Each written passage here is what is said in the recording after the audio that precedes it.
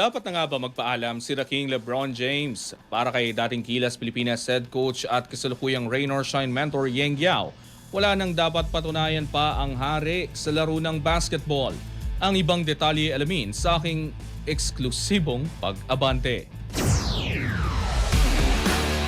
Sports Now. Exclusive. Habang patuloy ang mga spekulasyon kung saan maglalaro si LeBron James sa susunod na season, isang direktang payo ang ibinigay ni Coach Yeng Yao sa NBA superstar. Ayon sa veteranong PBA coach, mas magandang tapusin na ni LeBron ang kanyang makasaysayang karera habang nananatili pa siyang kabilang sa pinakamahuhusay sa liga. Tingin ko kay LeBron dapat na mag-retire. Retire while you're up. Ipinaliwanag ni Yao na hindi dahil humihina na si LeBron kundi dahil naniniwala siyang mas magandang magpaalam ang isang alamat habang nasa mataas pa rin ang antas ng kanyang paglalaro. Kasi ang tingin ko magaling pa rin siya, pero mas maganda yung mag-retire ka nang nandun ka pa rin sa medyo nasa peak pa siya kaysa doon sa sasamaang laro. Para kay Yao, nakamit na ni LeBron ang halos lahat na maaaring makamit sa isang manlalaro.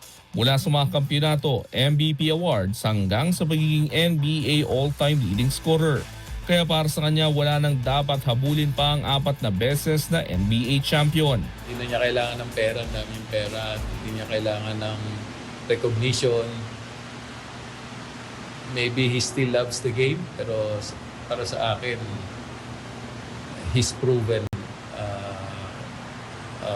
what he has to prove and accomplish sa isang napakagandang karir. Habang patuloy ang paghihintay ng mundo ng NBA sa magiging desisyon ni LeBron James, naniniwala si Yeng Yao na ang pinakamagandang paraan upang tapusin ng hari ang kanyang makasaysayang karera ay ang magpaalam habang nananatili pa rin siyang isa sa pinakamahusay na manlalaro sa mundo. Ako si Sus Valdez, Abante. Manatiling nakatutok sa Abante, sundan kami sa aming mga social media accounts at huwag kalimutang mag-subscribe sa aming YouTube channel, DWAR Abante Radio, para sa mga eksklusibong balita.